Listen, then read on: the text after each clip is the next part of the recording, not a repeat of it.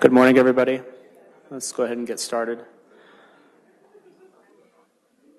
So today we have, we're introducing the senior lectures. So our CA3 residents have been giving senior lectures on our Tuesday afternoon didactic time for the last several years. And we used to have the CA3 lectures during grand rounds for a number of years. And we got away from that, and I think that we were doing our seniors a disservice by not having a good audience for them system-wide. People at Denver Health, Children's, VA, other places being able to see them. So we've reintroduced our seniors into grand rounds talks this year. We have two seniors that are going to talk to you today. Each of them are going to have 20, 25-minute segments for their presentations. Our first presentation is going to be from Dr. Nathaniel Strock. He's going to be talking about left ventricular assist devices. Hey, good morning, guys. Thanks for coming. When I was in the CTICU, I realized that there's not a lot of information in the textbooks about LVADs, so I want to use this opportunity to do some reading. Hopefully this will be interesting and informative. Let's start out with the case. So about a month ago, I had a gentleman showing up, 72-year-old gentleman. He had an LVAD placed 2 years ago, coming in for an elective EGD EUS. And the day of the procedure, the GI doc tells us that he wants to resect this mass and perform a mesenteric lymph node biopsy. It's going to be a difficult resection, could take a few hours, and wants to do it under a general. So we'll get back to this case in a little bit. Here are going to be the objectives. Now, while a heart transplant is a gold standard treatment for advanced heart failure that's refractory to medical therapy, the LVAD has significantly improved survival in patients that are ineligible for a heart transplant or are waiting to receive a device. The patient population is increasing and living longer, and we should know about these systems because it's being estimated that 20 to 30% of these individuals are going to require some form of non-cardiac procedure. So for those of you who are unfamiliar with what an LVAD is, this is a device that's going to unload a failing left ventricle, pulling blood into the pump, and then moving flow forward through the outflow cannula into the ascending aorta. There's a drive line that exits the patient that connects to a system controller and a power supply. And so now that we all know what an LVAD is, let's get some historical perspective. So mechanical support was first proved possible in the 1930s in cats and dogs, and by the early 1950s, we were seeing early open heart surgery on bypass. And it wouldn't be unusual to have these patients develop non-cardiogenic shock. And by the 60s, we are using mechanical support outside the operating room as a bridge to recovery. The early assist devices are created as a more durable system that can be used for a prolonged period. And when the heart transplant becomes an option, we then apply these devices as a bridge to a transplant. By the 1980s, we see these devices used outside the operating room and more often as first-generation pulsatile devices. And then the rematch trial in 2001 would then compare LVADs to optimal medical therapy in patients that were ineligible for transplant. The study showed significantly improved 1-year median survival, a reduction in mortality, and those patients allowed to participate also had better functional status and better quality of life measures. Now, despite adverse events being 2 times more common with the LVAD group, it receives FDA approval for destination therapy. We move into a whole new era of clinical application. From here, we have new systems designed as a way to improve how these pumps work by, with the goal of decreasing the complications. The second generation LVAD, the HeartMate 2, is a considerably smaller intra-abdominal pump, and it generates continuous flow. By using spinning impeller blades, we'll create a negative pressure to pull blood into the device and applies an axial force to overcome the resistance in the outflow cannula in order to move flow forward. In 2008, the HeartMate 2 trial would compare this to the first generation pulsatile device and is able to demonstrate that it's non-inferior and has a significant reduction in serious adverse events. With that, this pump receives FDA approval for destination therapy and would become the most implanted device across the next decade. Our third generation devices are considerably smaller intrapericardial pumps that uses a magnetically levitated rotor to create a centrifugal force. This pulls blood in and disperses it tangentially away from the blades. There's little contact with the blood and the blades, thereby reducing shearing forces and limiting platelet and thrombin activation. There's 2 third generation designs that you should know about, the HVAD and the HeartMate 3. The advanced trial in 2012 would demonstrate the HVAD to be non-inferior to the devices being placed at its time, and it received approval for short-term therapy. And then the endurance trials, despite having conflicting data, would achieve FDA approval in 2017 for destination therapy and be able to show a correlation between high blood pressures and an increased incidence of strokes. The other device, the HeartMate 3, was compared to its predecessor, the HeartMate 2, in the Momentum 3 trials, and actually they published their final analysis this year. Short-term and long-term cohorts would demonstrate this device to be non-inferior at 6-month and 2-year survival and report a lower incidence of pump thrombosis. And then the final analysis this year was over 1,000 patients, demonstrating that this device was superior to 2-year survival and report less incidence of bleeding and strokes as well. Now, the Intermax database published their 7th report in 2014 of over 15,000 devices across 9 years of data collection. By 2014, they're reporting over 2,000 devices being placed annually, with a majority for left ventricular support, and 90% of those were continuous flow devices. Half were being placed for destination therapy, 30% in patients being bridged to a transplant, and 20% hoping to be listed. Now, since the widespread application of the continuous flow device being used in 2008, we see an updated 1-year survival for LVADs of 80%, which is approaching that of the heart transplant listed at 86% 1-year survival. Now, the database also created a classification system of advanced heart failure into 7 levels as a way to help with data analysis and improve patient selection. They made 7 levels, with level 1 being the sickest patient, someone in critical cardiogenic shock requiring mechanical support, and level 7 is the patient with class 3 symptoms and limited physical activity. Between 2008 and 2014, we see about 15% of these devices are going in for level 1 patients, whereas levels 2 and 3, those declining on inotropes and those stable on inotropes, are accounting for about 65% of the registered devices. The remaining 20% were basically going into ambulatory heart failure patients. Now, interestingly, with the majority of these devices being levels going into patients that were levels 2 to 4, the majority of these devices showed a nearly equivalent 1-year survival and 2-year survival rate that you could actually superimpose the curves. And they seem to indicate with the data that we're most likely to see adverse events in the first 6 months post-implant. So there's 3 devices you're most likely to see in the operating room, and there's 4 parameters to understand: speed, power, flow, and pulsatility. And the images on the right-hand side of the screen here, or left-hand side of the screen, are images of what the controllers look like for the HeartMate 3, and below that is the HVAD. Now, speed is programmed at the time of implant, and it should be set as a way to offload the left ventricle while allowing periodic ejection through the aortic valve.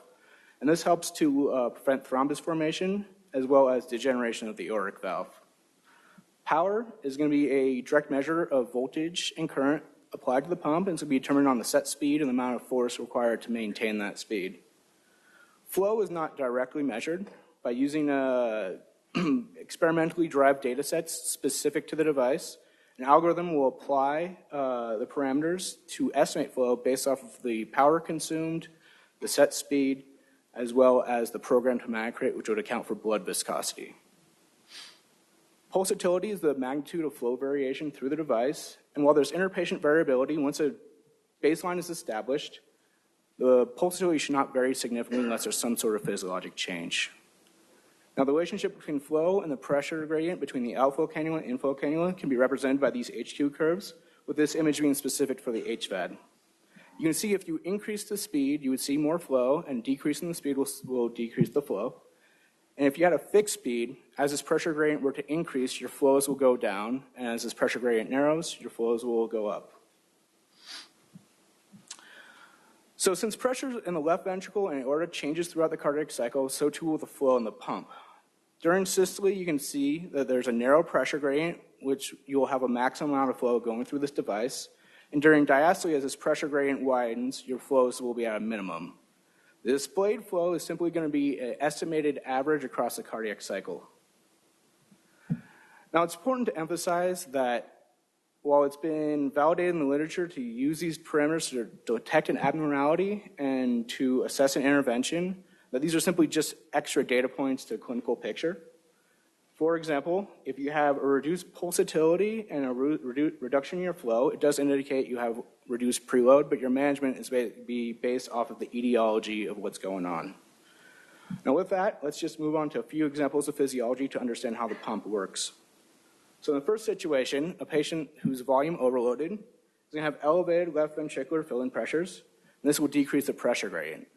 Therefore, your flows will go up, and because your flows are accentuated during systole, you'll have an increase in pulsatility. The opposite end of this, a hypovolemic patient, will have a reduction in your preload, and the pressure gradient increases. Your flows will go down, and because this is going to affect your systolic maximum flows the most, your pulsatility will be reduced. In the case of high blood pressure, where you have an elevated afterload state, this pressure gradient again is going to be widened, and your flows will go down.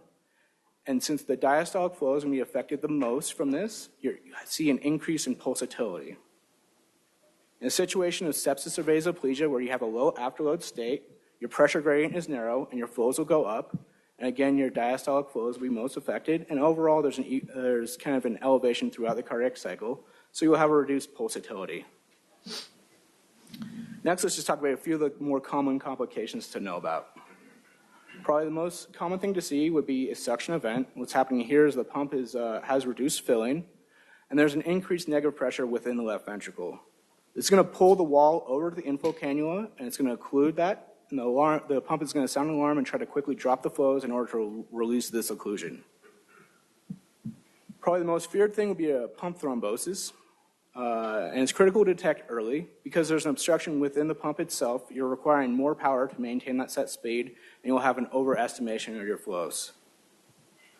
If you have a cannula obstruction, this is external to the device, so it's not required as much power to maintain the set speed, and because there's an increase in the pressure gradient, your flows will go down. It's not unusual to see some form of suction event as well.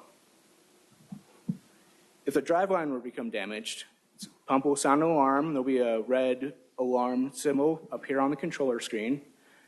And it's going to default to a low set RPM that's just a factory setting as the lower limit. If your battery was running low, you would have a yellow alert sign on the device, and it would beep every 4 seconds. And again, it would try to drop the speed in order to maintain the remaining battery life. Now, related to the patient, if you were to see aortic stenosis, in theory, this patient could be entirely dependent on the LVAD to provide systemic circulation. And if you have aortic regurgitation to develop, the left ventricle might not be offloaded, and this could lead to biventricular failure. You'll see almost an equalization of pressures between the aorta and the left ventricle, and you'll have an elevation in your flows, but it's just being recirculated through the pump. It's not going to be going systemically. So now let's get back to this case. Again, I had a gentleman, non-ischemic cardiomyopathy. He had his heart rate replaced 2 years ago, coming in for an elective EGD, and the proceduralist wants us to do it under a general anesthetic. Here's some of the pertinent information related to this patient. Now, we've seen LVAD patients receive non-cardiac surgery in almost all subspecialties, with endoscopy being the most common, and generals and max are the most utilized technique. These should be done at tertiary care centers with a multidisciplinary team involvement to ensure that the patient's been optimized and there's a coordination of an appropriate personnel and resources for the day of the procedure. In the last 7 or 8 years, the papers seem to agree the fact that an anesthesiologist, regardless of their subspecialty training, should be able to manage these patients if they understand how the pump works and how to manage the complications that might arise. This table was actually taken from a 2016 article. You can see that the majority of these cases were done under general anesthetics with a non-CT anesthesiologist, and they reported low 30-day mortality and almost no thrombotic complications, or no thrombotic complications. So the team needs to assess the risk of managing bleeding versus pump thrombosis and come up with a decision for the anticoagulation plan. The current recommended INR for an LVAD is 2 to 3, but this is tailored to the patient. And there is a high incidence of perioperative transfusions noted in the literature, and so you should at least have an active tap-in screen. You should consider crossing these products when appropriate. These patients historically have been known to develop complex coagulopathies. However, correction should really only be reserved for life-threatening bleeding. When off anticoagulation, it's absolutely critical to monitoring these patients for signs of a pump thrombosis so you can detect it early. Now, this patient was chasing a rooster after having his LVAD placed a year ago and fell, was admitted for a GI bleed and a subdural hemorrhage. They stopped his Coumadin, and when he required burr holes, he actually received FFP and vitamin K, and then later on in his hospital course, when they wanted to restart his Coumadin, he had a repeat subdural. So since he had tolerated being off of Coumadin for such an extended period of time, they decided to just hold his warfarin for 5 days prior to arrival for the procedure to get an INR of 1.5 that GI was requesting. But typically, these patients would be admitted earlier and bridged to heparin drip with a plan to restart that as soon as possible postoperatively. Aside from doing a thorough H&P and chart review, you want to know what the most recent echo looks like so you know what you're walking into. And you want to go to the system controller and look at the event history to make sure there's been no issues with the LVAD since the last interrogation. Many of these patients are going to have some form of ICD or pacemaker, and this should be managed appropriately. And given the fact that they're sensitive to preload, you want to minimize their NPO times. For this individual, he really actually had no ICD. There's no issues with his LVAD, but he did have his flows drop with positional changes because he had been NPO for 16 hours. Ideally, this should have been minimized, but we made sure the cardiac team was aware that we were going to go back with the patient. We had all the backup meds in the room in case there was issues to arise. It's really crucial to have an LVAD technician there the day of the procedure. It should be in the operating room with you. You should have a full-size controller for the device that you can see and be able to document in the chart as well. This technician's also going to be there in the post-operative period until a nurse takes over. So sometimes these patients aren't going to have pulsatile flow, so a non-invasive blood pressure and pulse ox could be an issue to rely upon. Certainly you could use a manual blood pressure cuff with Doppler to get an estimated systolic reading, but if you're in a long case with intraoperative issues, it's probably not the most practical thing. If you don't have a reliable pulse ox and there's no A-line, you certainly could use cerebral oximetry as a way to assess oxygenation. These patients may not mount the same response to inadequate anesthesia depth, and some papers do recommend considering a SED-line when it's appropriate. And while TEE should be an option, it's not always necessary, and we want to avoid placing invasive lines whenever possible to do everything we can to avoid causing an iatrogenic driveline infection. Probably the most important thing throughout the case would be to protect this driveline, both in transport, positioning, as well as during induction and emergence. And if you can, you want to keep this driveline out of your surgical field as well. So for us, this guy did have pulsatile flow, but we decided to place a pre-induction A-line given the concerns we were getting from the GI doc. And when we got back to the room, we gave him a small pre-induction bolus prior to starting. With induction, you want to avoid any sort of major hemodynamic swings, excessive ventilation pressures, as well as anything that would cause an unnecessary elevation in your pulmonary vascular resistance.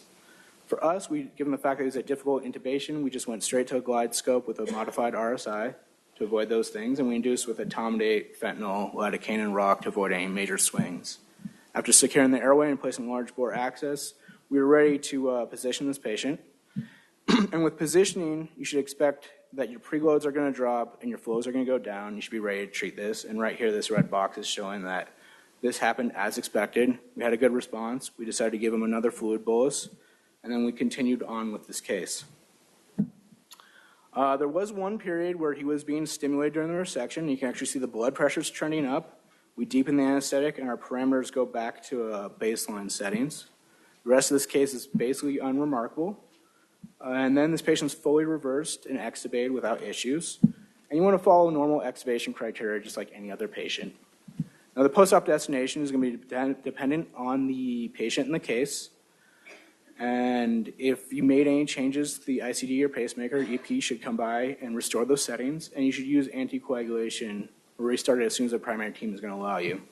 Like I said, the LVAD technician is going to have to stay with this patient until a nurse that's comfortable with managing the devices takes over the care. And for this individual, he actually just was extubated. We went to PACU, achieved phase 2 criteria pretty quickly, and then went to the CICU, a step-down status where the heart failure team managed him from there on out. We started his Coumadin the next day, and he actually recovered pretty well.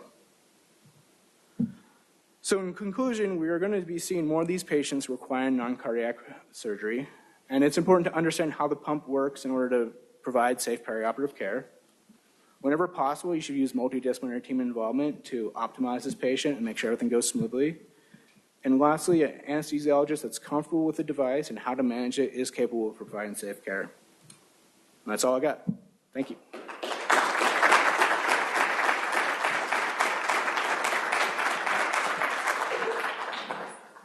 Dr. Lugo.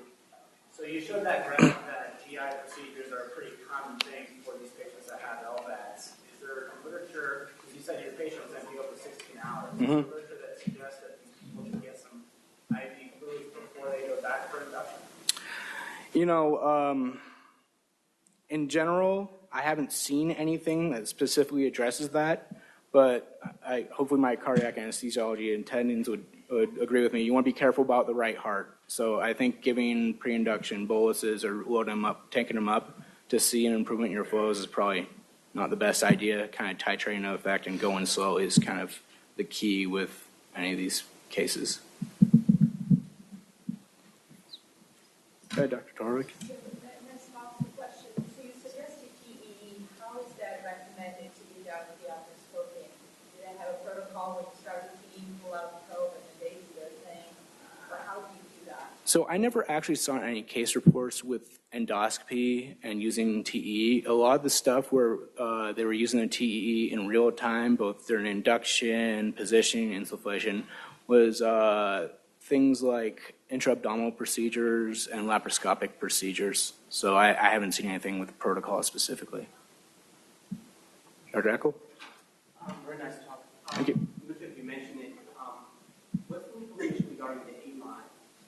Have they did any studies if it's safe without or with A-line, or you have to have A-line?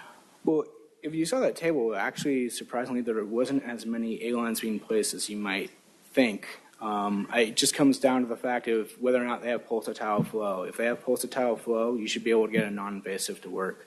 I think if you aren't getting cuff pressures, it's safe to just go with an arterial line.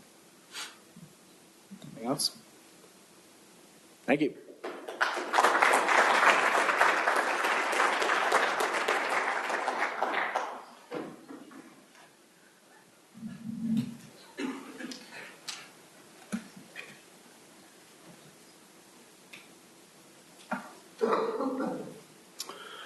So our second senior giving a talk today is going to be Dr. Tom Gulvizin. He's going to be talking about structural MRI and infant rodent brain after anesthesia.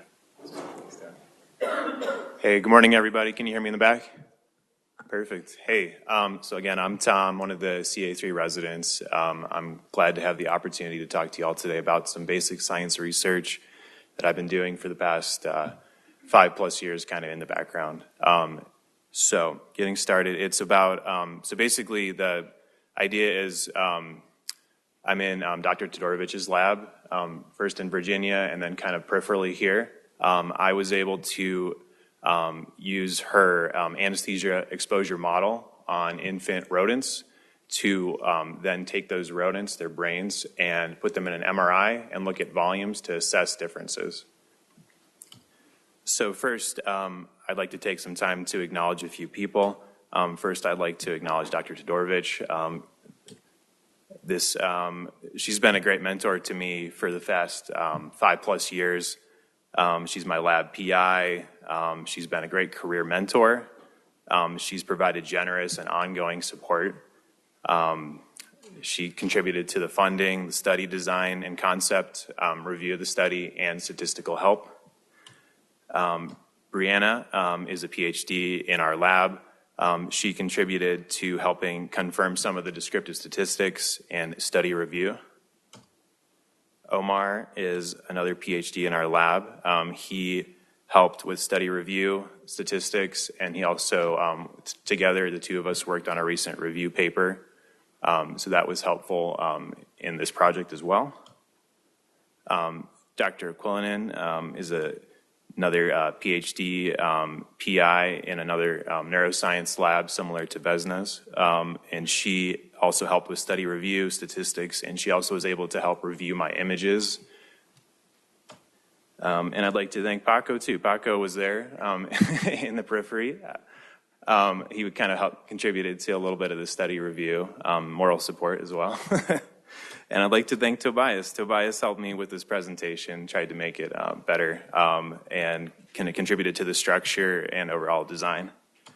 So starting with what I'm talking about. So again, with anesthesia exposure in the developing brain, it's been established that this anesthesia exposure can cause neurodegeneration and also behavioral changes in animals. And this has been shown in hundreds of published studies, preclinical studies, and nearly 20 clinical studies documenting neurocognitive abnormalities following neonatal anesthesia exposure. Neuroapoptosis has been demonstrated in the immature brain following exposure to nearly all the anesthetic drugs. These are drugs that activate GABA receptors. They include isoflurane, Sevo, fluorane, desflurane, propofol. Sex is an important biological variable. So kind of based on something that in Dr. Todorovich's lab with Omar, the two of us have been working on a review paper recently. But so basically, sex is recognized as an important biological variable in research, but there's been few studies to date that have focused on the sex-specific differences of anesthesia exposure on the developing brain. And this is kind of despite a National Institute of Health mandate that sex be considered in all health research.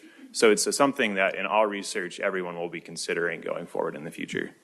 And then kind of the final piece, volumetric analysis. So in addition to when you expose an animal or I guess any kind of organism to some kind of exposure, you're looking at both like anatomic or molecular or behavioral changes.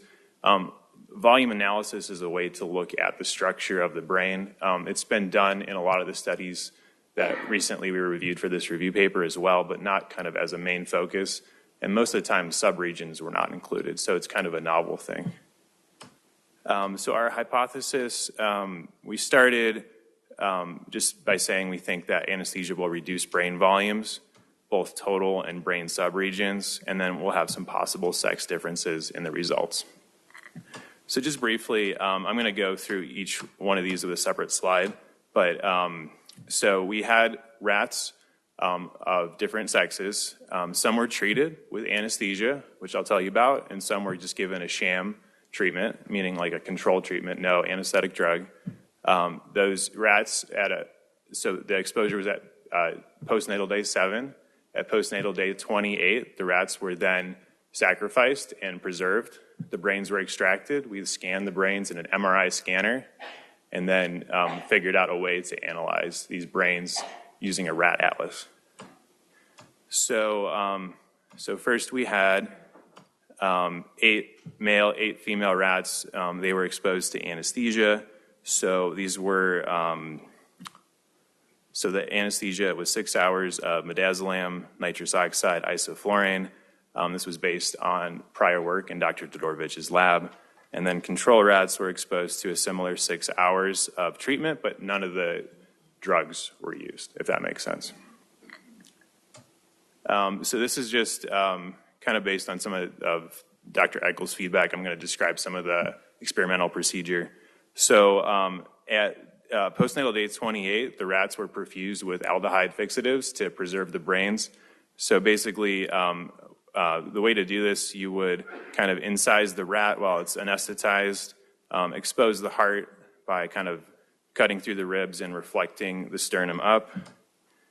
You then insert your perfusion needle through the ventricle into the aorta and kind of fix it in place there. There's a system that we have folks in the lab that use to both instill a buffer into the vascular system of the rat and then instill a fixative agent. So that kind of looks like this, and there's basically a pressure bag that helps to instill this fluid sequentially. Once that is done, the rat is decapitated and the brain is cleaned and removed. And that's kind of what it looks like. Once that was done, we treated those brains with a little bit of gadolinium to improve contrast. And we were still at the University of Virginia at this time. We used one of their custom animal coils in a 7 Tesla small animal MRI system that looks like this. As you can see, it's a really small bore there. We had a custom sequence there as well. It was a T2 weighted sequence, and it generated 3D images. The software I use is called ITK Snap. It's NIH-funded software, so it's free to use. Anyone can access it. Once we had the scans, this is what they looked like in the software. So you have all 3 dimensions, axial, sagittal, coronal.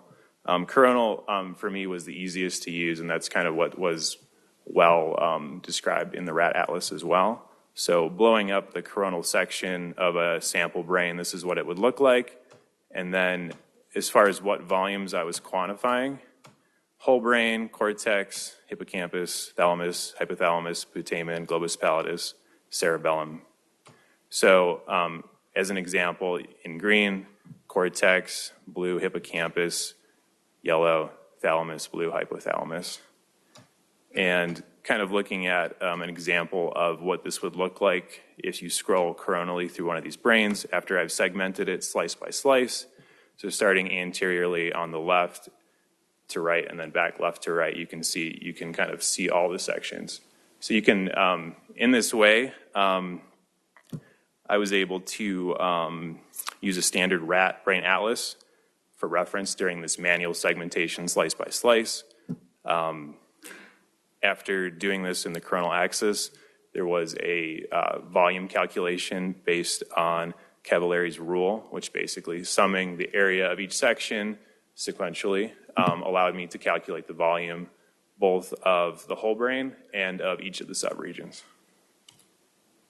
So moving on to results and statistics, I'm going to present some t-test data and then also a 2-way ANOVA. So looking first at, so the black bar is the total control animals, both male and female, and the gray bar is the total exposed animals, male and female.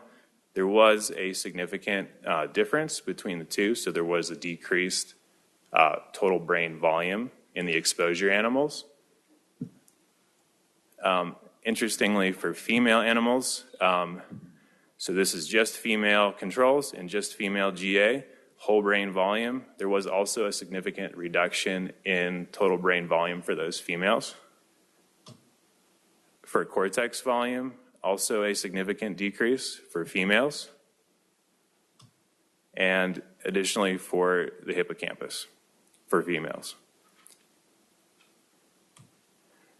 Using a 2-way ANOVA, which was suggested by some folks in the lab to analyze, so basically what 2-way ANOVA is, it compares the mean differences between 2 groups that have been split on 2 independent variables. So for this, the 2 independent variables would be like treatment or not, and a sex, male or female, and then the dependent variable would be the brain volume.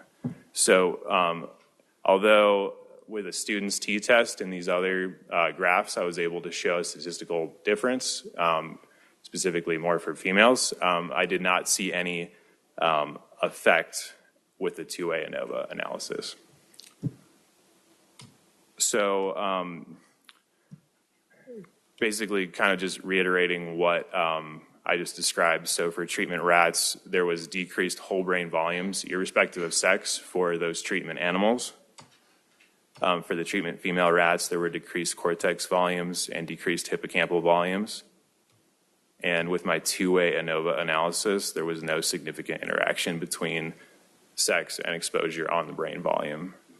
So I'll kind of open it up for questions at this point. Again, I'd like to thank Dr. Todorovic for this opportunity to present and for her support throughout. I've learned quite a bit about basic science research, and thank you very much.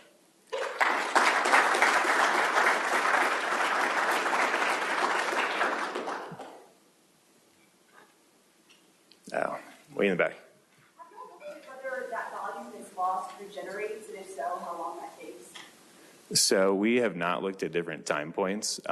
There are, look with that recent review article that Omar, Dr. Todorovich, and I worked on, there were some animals that had regeneration of some of their neurons at later dates, but it wasn't like a exactly comparable study in all regards.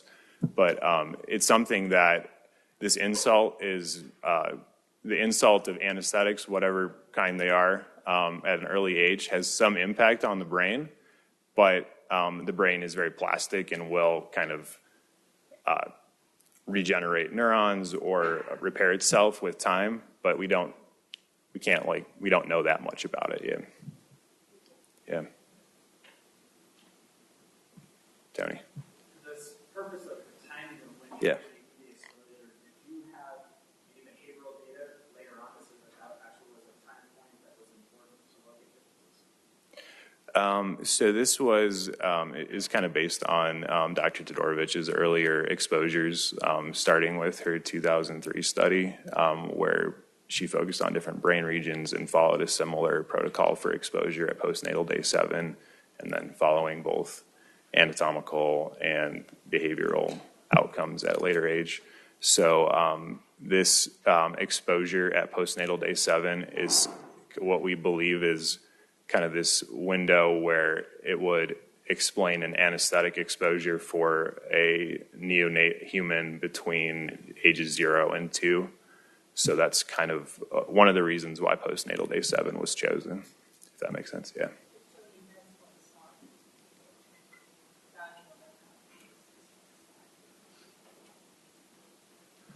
Dr. Eckel. Yeah. I see that it wasn't significant that our test was likely to unempowered. I would assume. However, the question would be: are there any evidence in the literature that, in fact, female children would be more prone to anesthetic emergencies? Yeah, so with those 3 prospective studies that are ongoing, there's more males than females that have general or surgery at a young age, so it's hard to say, but there has been really no difference with behavioral neurocognitive outcomes for human children in those studies so far. Yeah. I don't know if you guys could be published this year paper in the age of peak training, there is more changes and sensitivity in the brain than female rats also. So Okay. more than the same compare at age of P7, and the chemical physiology age of P20, female rats have more changes in the ion current. Oh, that's good. Yeah. Awesome. Any other questions? Cool. Thank you.